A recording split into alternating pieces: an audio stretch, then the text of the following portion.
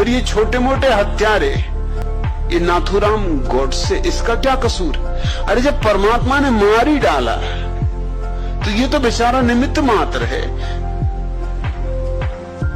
और इसने कोई ज्यादा कसूर नहीं किया। एक महात्मा गांधी को मारा, वो भी काफी बूढ़े हो चुके थे और मरना चाहते थे। मरने के 2 ही दिन पहले उन्होंने कहा था कि अब मैं जीना नहीं चाहता।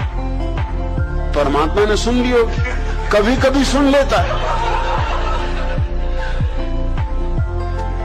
और तभी तो उसने भेज दिया नाथूराम। नाथूराम मतलब कलयुगी राम है, तो राम ही, नाथू ही हुए तो क्या। और पुण्य नगरी पूना के निवासी,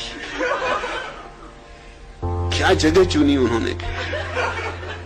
पुण्य नगरी पूना से भेज दिया नाथूराम को कि अब राम तुम ही जाओ, मेरा भक्त मुश्किल में पड़ा है। मेरा भक्त कह रहा है मुझे जीना नहीं।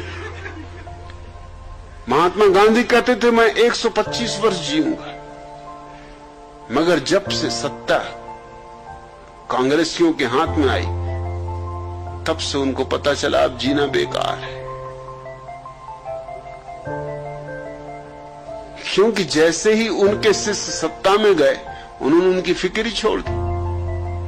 अरे कौन फिक्र करता है तुम्हारी? कीमत तुम्हारी तभी तक थी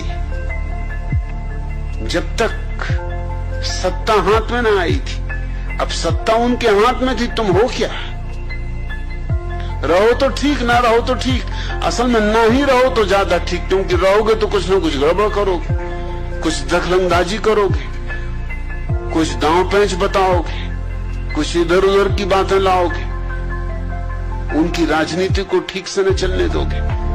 वो भी चाहते थे कि छुटकारा हो भीतरी, ऊपर चाहे ना भी कहते हो।